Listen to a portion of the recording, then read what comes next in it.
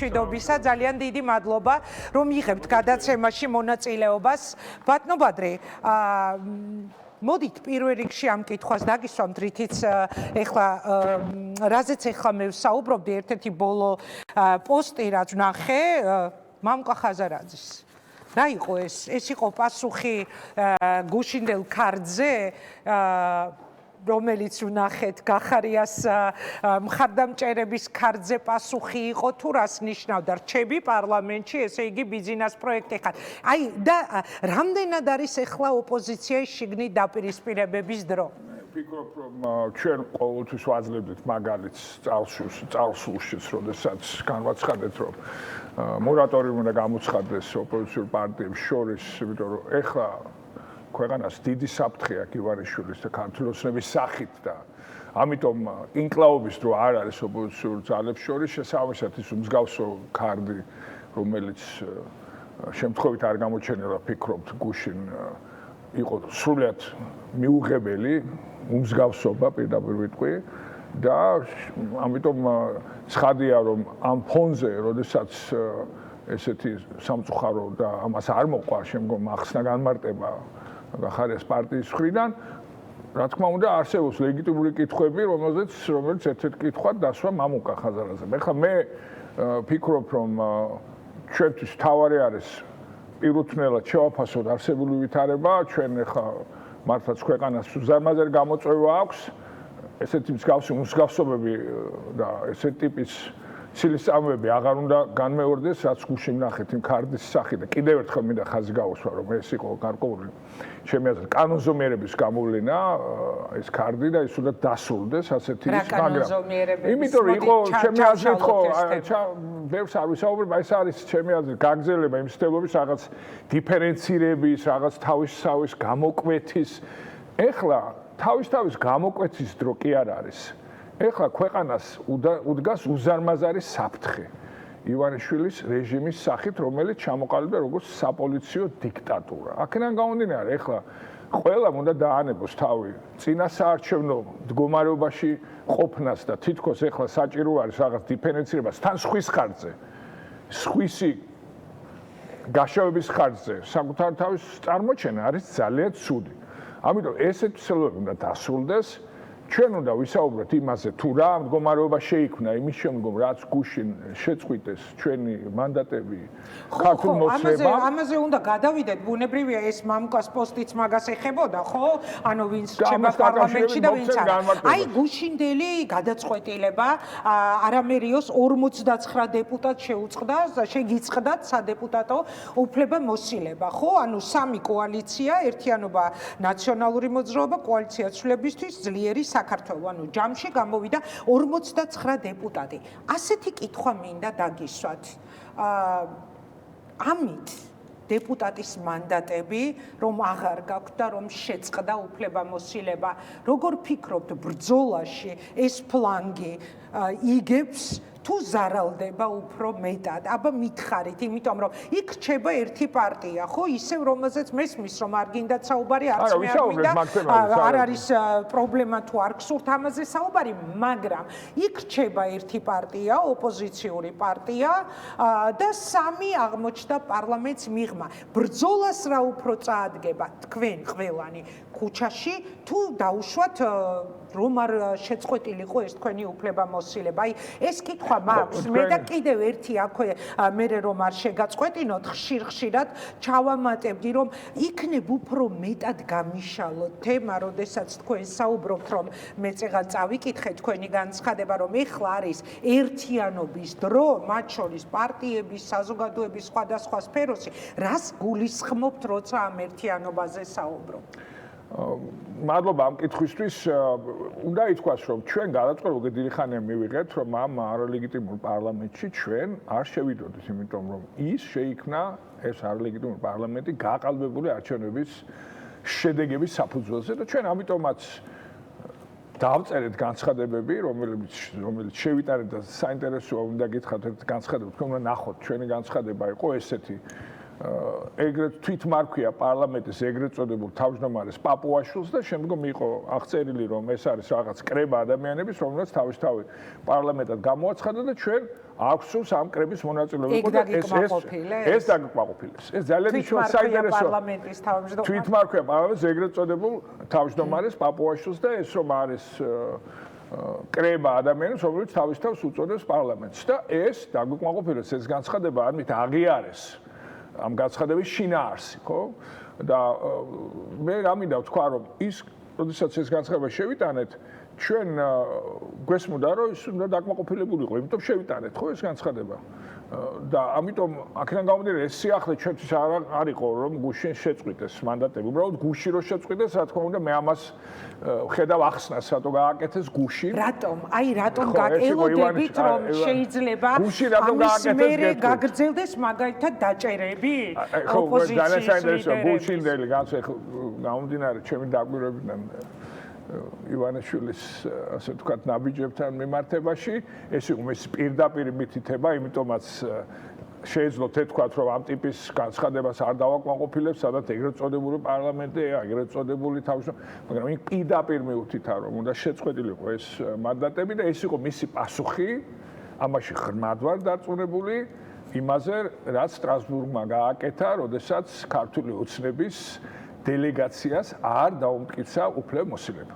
ეს არის დარწმუნებული, ეს იყო ზუსტად პასუხი იმაზე და ივანიშვილის მიერ გაცემული ბრძანება. ამაში ეჭვი არ მეპარება. და არა ვთქვათ რაღაც მოსალოდნელ რეპრესიებზე, კიდევ უფრო მეტ რეპრესიებში გულისხმობ, რაზე პოლიტიკოსები ზოგადად არ მგონია რომ კარგად გრძნობდნენ ხოლმე თავს, როცა მათ სავარაუდო დაჭერაზე ველაპარაკები, როცა ამდენი ახალგაზრდა სტუდენტი, პატარა ბავშვი ზის ციხეში სრულიად უდანაშაულო, მაგრამ მაინც მინდა რომ ეს კითხვა დაგისვათ.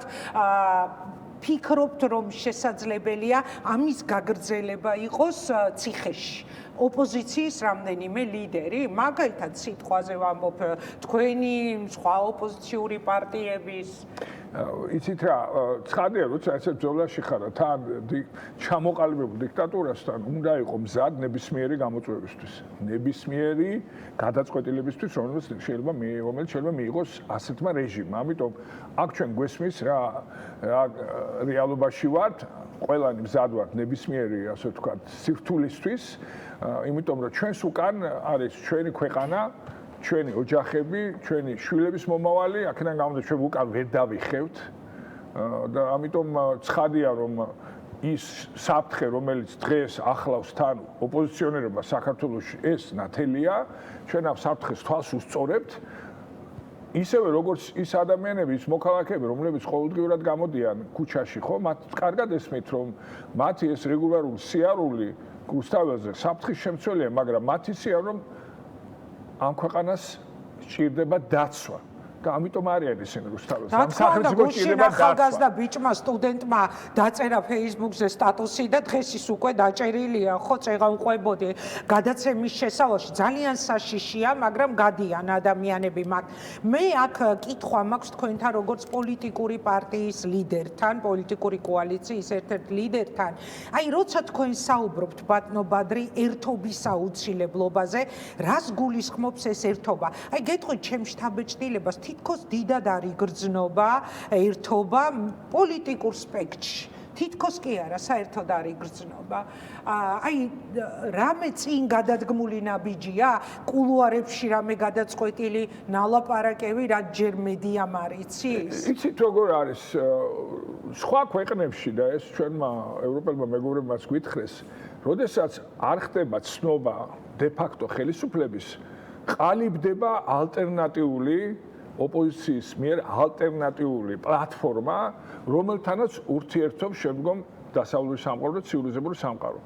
როდესაც დე-ფაქტო ხელისუფლება ყავს, რომელთანაც არავინ არ ურთიერთობს, შეუძლია შექმნა პლატფორმა, ეს პლატფორმა უნდა იყოს ფართო, სწორედ არაერთი პარტია, ან ორი, არამედ ყველა, ვისაც აქვს ხარდაჭერა საზოგადოებისგან და 4-ვე კოალიცია მიიღო მნიშვნელოვანი ხარდაჭერა, პრეზიდენტ ზურაბიშვილს აქვს მნიშვნელოვანი ხარდაჭერა, ამიტომ აქ ერთობა მისცემს საშუალებას ჩვენ დასავლელ პარტნიორებს, რომ ამ ერთობასთან კონდეს კავშირი. ყველა სათითაოდ გვაქვს, ყველა სათითაოდ გვაქვს შესანიშნავი ურთიერთობები და მეგობრები გვაქვს ყველგან, ხო? მაგრამ აქ საუბარია რომ გაუადვილოთ ჩვენ დასავლელ მეგობრებს, რომ ერთ პლატფორმასთან კონდეს ურთიერთობა და ეს პლატფორმა იყოს გამოხატული სწორედ ჩვენი მოსახლეობის დიდი უმრავლესობის არჩევანის, იმიტომ რომ ეს კოალიციები ხო გამოხატავენ ჩვენი თანამოქალაქეების უდიდესი ნაწილის არჩევანს. რა თქმა უნდა, მაგრამ აი შეთანხმების რამე კონტურები არის ამ ერთობის, ამ პლატფორმის გნებავთაზე დავსვათ კითხვას. სინამდვილედ აღვნიშნეთ დასაწყისში, ხო,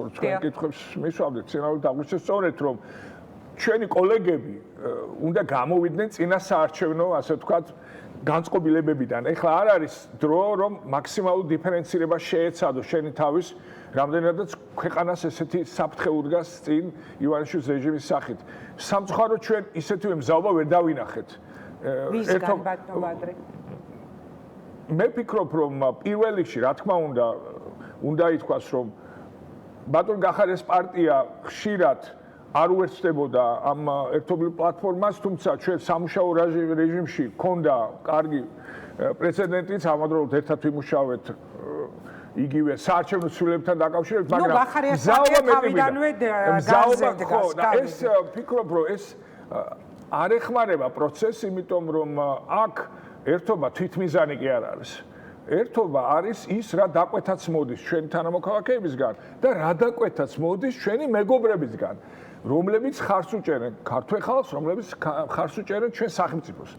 და ეხლა პირდაპირ მინდა გითხრათ, შეხვედრაზე ესწრებოდა 4 კოალიციის წარმომადგენელი, როდესაც ჩვენ ხვდებოდით ევროპარლამენტარებს და ასევე ეროვნული პარლამენტების წარმომადგენლებს საფრანგეთის, გერმანიის და წამყვანი ევროპული ქვეყნების, სადაც გითხრეს პირდაპირ, რომ ჩვენ გაგვიადვილდება ძალიან იმ შემთხვევაში ურთიერთობა თუ კი თქვენ ერთობლივ პლატფორმას შექმნით და ცალ-ცალკე კი არ დაგელაპარაკებით ყველას, არამედ ერთობლივ პლატფორმა იქნება გამოხატული ყველა თქვენი კოალიციის ინტერესის და ამ შემთხვევაში ჩვენ არა გვაქვს ცალკე პარტიული ინტერესი, ჩვენ ახლა ყველა უნდა ვხელმძღვანელოთ ჩვენი ქვეყნის ინტერესებიდან გამომდინარე, რაც არის სწორედ ის, რასაც ითხოვს ჩვენი საზოგადოება, ხო, ეს არის ახალი არჩევნები, ეს არის პოლიტიკური პატივრების განთავისუფლება და რა თქმა უნდა ეს არის მთავარი პრიორიტეტი და მთავარი მოთხოვნა, რომელიც ჩვენ საზოგადოებას და აქვს და შესაბამისად პოლიტიკურ სპექტრსაც. მაგრამ ჯერჯერობით ამაზე ლაპარაკი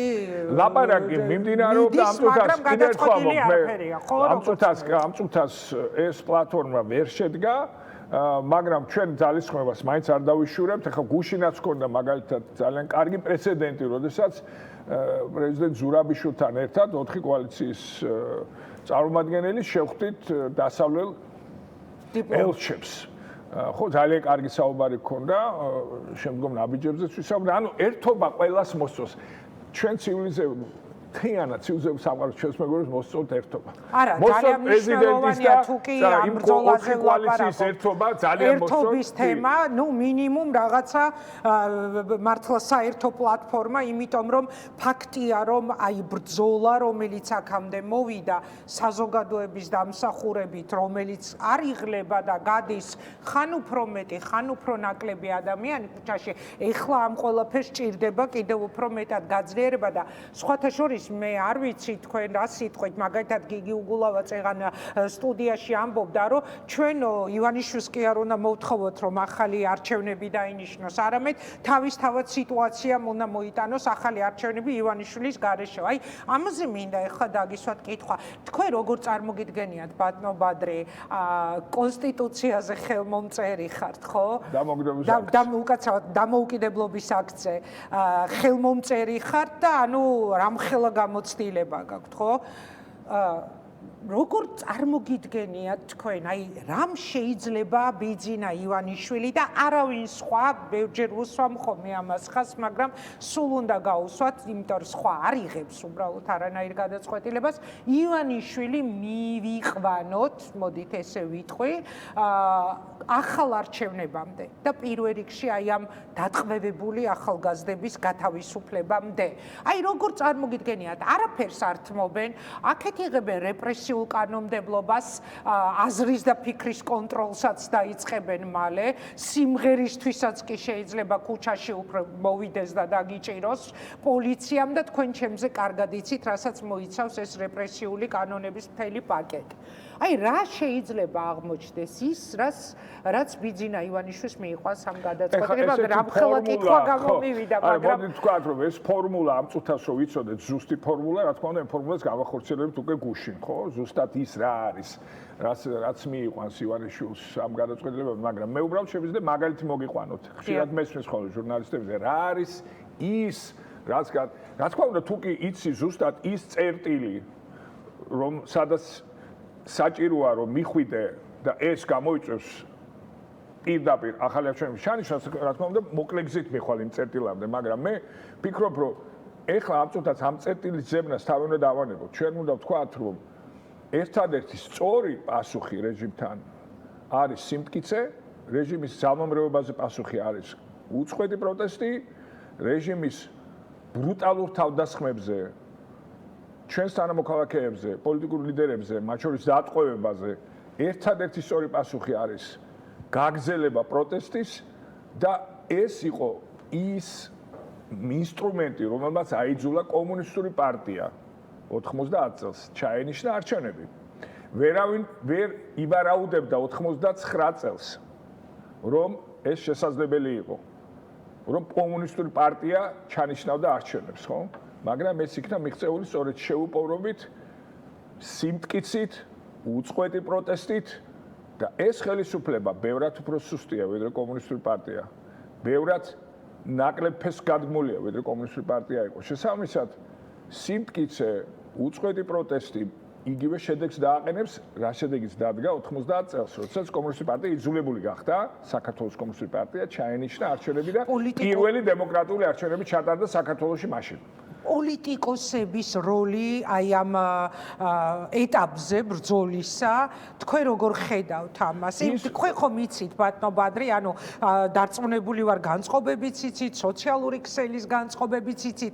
მე მესმის, რომ ძალიან ბევრ ადამიანში შეიძლება იყოს რაღაცა დეპრესიის პერიოდი, მერე ოპტიმიზმის პერიოდი, ანუ ხან გეჩვენება, რომ ყველაფერი უკვე წინ მიდის და გამარჯვება ახლოს არის, ხან გეჩვენება, რომ არაფერს აზრი არ აქვს, ეს ფაზა ახლავს მუდმივად პროტესტს, მაგრამ კითხვები პოლიტიკური პარტიების მიმართ არის უცვლელი. აი, რა პასუხი გექნებოდა ამ ხალხის? ფუნდამენტური პრობლემა, მადლობა ამ კითხვისთვის. ჩვენ ვართ ქუჩაში. პოლიტიკური პროცესი ქუჩაში არის თავისი კანონზომიერებით მიმდინარე პროცესი. ჩვენ რო ვიყოთ პარლამენტში, პოლიტიკური პროცესი მიმდინარეობდეს, გამოდიოდით ტრიბუნაზე, შევდიოდით კამათში, ეს იყოს დემოკრატიული ხელისუფლება. ეს იქნებოდა პოლიტიკური პროცესი, მაგრამ ჩვენ ვართ ახლა ქუჩაში. დიახ. ეხლა როდესაც ადამიანები დგანან ქუჩაში დიდი ხნის განმავლობაში და შედეგი არ დგას, რა თქმა უნდა, ეს ბუნებრივი რო ფრუსტრაცია ეუფლება ადამიანებს და მე იწყებენ განტოების ვაცის მოძებნას, რომ ის იმრალია, ხო, იცით და გესმით თქვენ. პოლიტიკოსის ამოცანა რა არის? როდესაც პროცესი გადასულია და პოლიტიკა მოკლა ივანიშვილმა, მე ვეთანხმები პრეზიდენტ ზურაბიშვილის შეფასებას. პოლიტიკა მოკლულია ახლა ქვეყანაში. ეხლა პროცესები გადავიდა ქუჩაში და შესაბამისად პოლიტიკოსის როლი არის, რომ იყოს პირველ ხაზზე და ხელი შეუწყოს უწყვეტი პროტესტის წარმოებას. პოლიტიკოსების ამოცანა უზრუნველყოს პოლიტიკური იზოლაცია ქართული ოცნების, რაც მიღწეული იქნა. და მარტო არიან პარლამენტში, თუმცა მაგაზე მინდა დაუბრუნდე მაგ თემას. კი, მეც მაქვს ამ თემაზე კითხვები. მივახციეთ უნიკალურ რამეს. რას? რომ სტრასბურგში იქნა მიღებული რეზოლუცია, ესეც გავსი რა მარტო მე მგონი რუსეთის შემთხვევაში იყო, მიღებული იქნა რეზოლუცია, როდესაც პირდაპირ ითქვა, რომ ქართული ოცნების დელეგაციას შეზღუდული უფლებამოსილება ეძლევა და 3 თვით და ამ 3 თვეში უნდა დაინიშნოს ახალი არჩევნები, უნდა იქნეს შექმნილი შესაბამისი პირობები და უნდა იქნეს გამოშვებული პოლიტიკური გასაგებია, ეს იყო ძალიან დიდი შრომის შედეგი. ძალიან დიდი შრომის შედეგია ასევე ის, რომ დღეს არავინ არ ხვდება ქართულ ოცნებას, მე გულისხმობ პოლიტიკოსებს, მაღალი რანგის პოლიტიკოსებს ბრიუსელიდან, შეერთებული შტატებიდან, გაერთიანებული სამეფო და დიდი ბრიტანეთიდან ეს არის დიდი შრომის შედეგი. სწორედ ოპოზიციური პარტიების შრომის შედეგად იყო, რომ საზოგადოების უმრავლესობამ ხარი დაუჭირა ოპოზიციურ პარტიებს 26 ოქტომბრის არჩევნებზე და ამის გამო იძულებული გახდა ქართული ოცნება რომ მიეტასებინა ხმები. ეხლა პოლიტიკოსები უნდა ვიყოთ წინახაზე და თქვენ ხედავთ რომ ჩვენ გავართ წინახაზე, ხო? ჩვენი პარტიის წევრები დაკავებული არიან სრულად უკანონოდ. ეხლა დაკავებული იქნენ სხვა ოპოზიციური პარტიების წარმომადგენლები, ასე რომ აქ პოლიტიკოსის როლი არის ხელი შეუწყოს პროტესტის მშვიდობიან წარმართვას. პოლიტიკოსის ამოცანაა რომ მაქსიმალურად უზრუნველყოს იზოლაცია de facto ხელისუფლების ქვეყნის შიგნით, ქვეყნის გარეთ და ამავდროულად ძალიან მნიშვნელოვანი ასევე რაცაც ჩვენ ახლა ვცდილობთ გავაკეთოთ, ეს არის საბოლოოდ დავასრულოთ მუშაობა და ეს იქნება ალბათ რამდენიმე დღეში იმ ცვლილებებზე, რომელიც აუცილებელია განხორციელდეს ახალი არჩევნების ჩატარებამდე, იმისაც რომ ახალი არჩევნები იყოს უკვე მაგრამ ეს ცვლილებები ხომ უნდა მიიღოს ძალამ, რომელსაც აქვს პრეტენზია, რომ არის ამ ხელისუფლების ამ ქვეყნის მმართველი ძალა. 90 წელს მაგიტომაც ჩვენ მივედით პირველ დემოკრატიულ არჩევნებამდე ქვეყანაში, სადაც იყო კომუნისტური დიქტატურა 21 წლიდან. იყო კომუნისტური დიქტატურა და კომუნისტური პარტიამ ჩანიშნა არჩევნები, რომელიც იყო პირველი დემოკრატიული არჩევნები ჩვენს ქვეყანაში. ისევე ქართულ ოცნებას მოუწევს ჩაატაროს თავისუფალი და სამართლიანი არჩევნები. ეს გარდაუვალია, იმიტომ რომ კიდევ ერთხელ ამბობ, დროში პროგნოზი ძნელია, მაგრამ ეს იზოლირება, რომელშიც ახლა ქართული ოცნება შიგნით და გარეთ.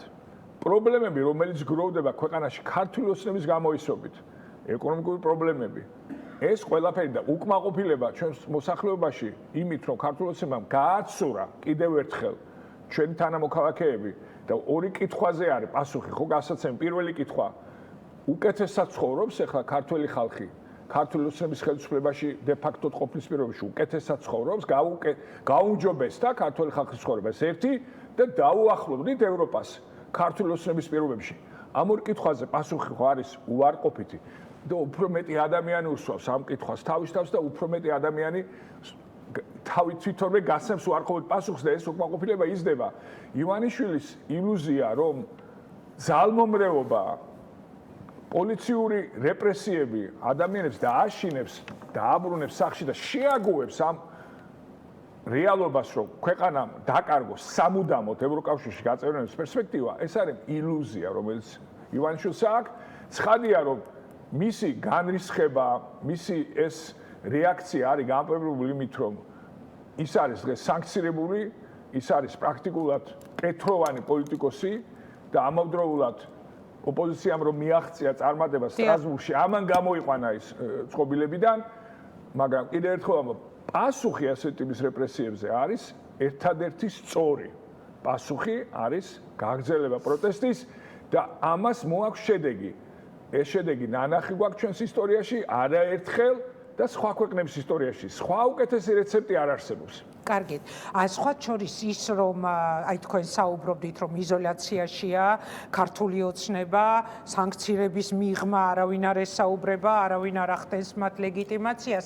კიდევ ვიცით რითი დადასტურდა დღეს იაპონური მედიის სტატია, როდესაც გახდა ცნობილი სტატიის შესახებ, რომ ანუ ყველა ქვეყანაში უკვე აი თავად დაკვირვების ობიექტი არის ყველაფერი და ყველა ვინც ივანიშვილის გარშემოა, განსაკუთრებით პიროვნულად ივანიშვილი და მისი ოჯახის წევრები. თქვენ ახლა კარგი რესპონდენტი ხართ იმისთვის, რომ დაგისვათ ეს კითხვა. არ ვიცი, გაეცანით თუ არა ამ სტატიის შინაარს. სავარაუდოდ რატომ გაუჩნდებოდა კითხვები, რადგანაც ფინანსებს ეხება აქ საქმე, იგივე ჟურნალის იაპონურ მედიას, რომ როცა ელჩმა გადასცა, ვთქვათ, ივანიშვილის ვაჟს რაღაც ჩანთა და უთხრა, რომ გამოგადგება. სავარაუდოდ, აი თქვენ რა დასკვნა გააკეთეთ? მე არ მინდა ივანიშვილის ოჯახის წევრების ეს არ არის პოლიტიკოსის საქმე, ეს უფრო ჟურნალისტების საქმეა. არა, აი რა განცდა დაგჭირდა. განცდა მაგრო ზოგადად ივანიშვილი სახელმწიფო ინსტიტუტებს იყენებს როგორც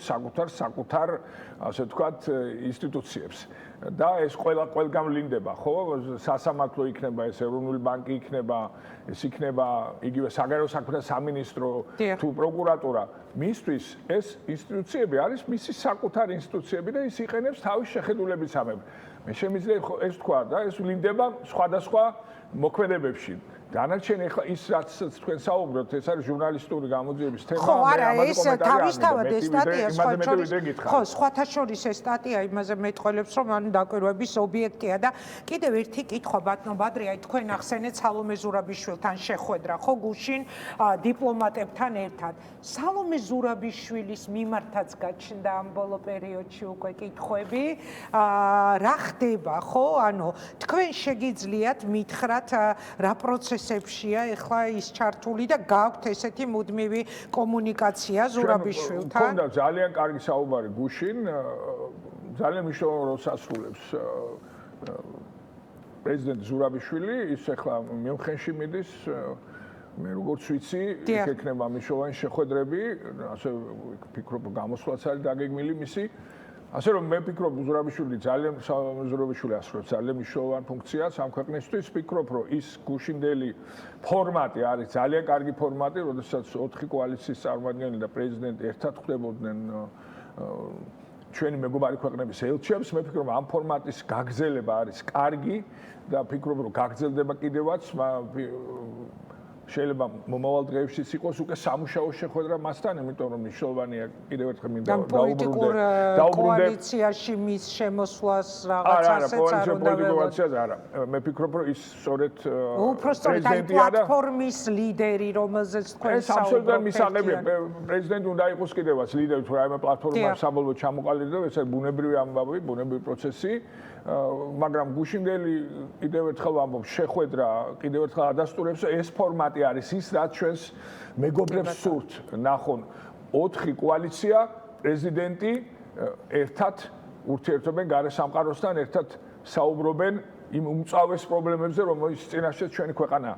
ეს ვფიქრობ, რომ ძალიან გუშინდელი მაგალითად იყო ძალიან თვალსაჩინო და ვფიქრობ, რომ ეს ანალოგიური ფორმატი უნდა გაგრძელდეს. კი ბატონო, მადლობა ბატონო ბადრე. აი ხა ალბათ გაგიკვირდათ ბოლო პასუხზე, როდესაც მე საუბრებოდით, ამ დროს ტელეფონს დავხედე და დაიტოვეს ერთ-ერთი დამფუძნებელი ნენსი ვოლანდი წერს წარმოუდგენელ რაღაცებს მის მიმართ შეურაცხყოფებს, როდესაც მის სახლში შევიდა პოლიცია და რა ფსიქოლოგიური სტრესის გავლა უწევთ სამოქალაქო აქტივისტებს იმის მიღმა, რომ მათ ფიზიკურად ცემენ, ასახიჩრებენ, ასისხლიანებენ და იჭერენ. ახალგაზრდა, რომელიც წვნიანით უმასპინძლებოდა მომიტინგეებს, არაჩვეულებრივ ახალგაზრდა, როგორ გაუსწორნე ფიზიკურად.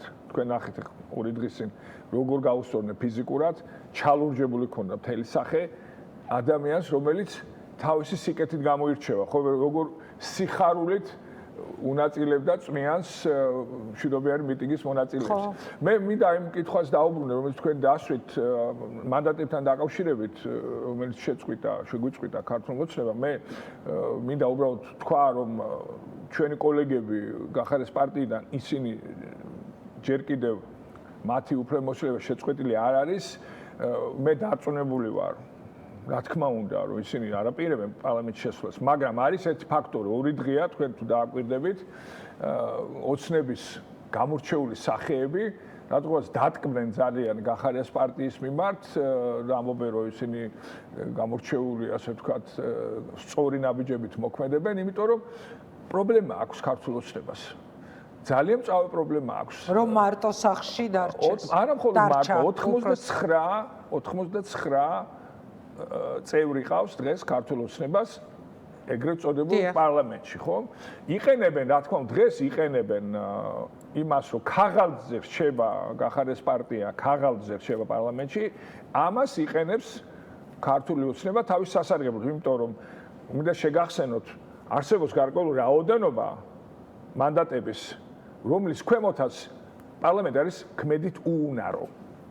ხო, მაგალითად, თვითონ კონსტიტუციაში არის ნათქვამი, რომ პარლამენტი ითვლება ლეგალურად, ანუ ლეგიტიმურად, თუ კი 2/3 მისი წევრის უფლებამოსილება არის ცნობილი. ანუ ციფრი 100 არის კრიტიკულად მნიშვნელოვანი, ხო? კრიტიკულად მნიშვნელოვანი მათთვის.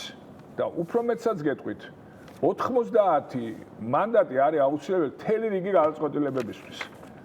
და ამიტომ რა თქმა უნდა, მათთვის ძალიან დიდი დარტყმა იქნება, თუ კი ქაღალდზეც აღარ იქნება გახარეს პარტია ამ დე ფაქტო პარლამენტში. იმიტომ რომ მაშინ ისე რჩებიან 99 ქაღალდზეც მათ შორის, რაც აქცევს ამ დე ფაქტო პარლამენტს ქმედით უუნაროდ. და ამის ძალიან ეშინია ქართულოსებას და იმიტომ დაუტკბენ ახლა გახარიას ბოლო 2 დღეა და 1000 გვარ ქების სიტყვებს არიშურებენ მათთვის. როგორმე შეინარჩუნონ მინიმუმ ქაღალდზე შეინარჩუნონ ისინი. ხომ არ ეჭვიანო? არ ვეჭვიანობ, არა, მე გამოვრიცხავ. კავშირს ხომ არ ხედავთ? მე გამოვრიცხავ, იმიტომ საჯაროდ რომ დარკმენო რომ მოლაპარაკება გქონდეს, მას საჯაროდ ამაზე არის საუბრებდნენ.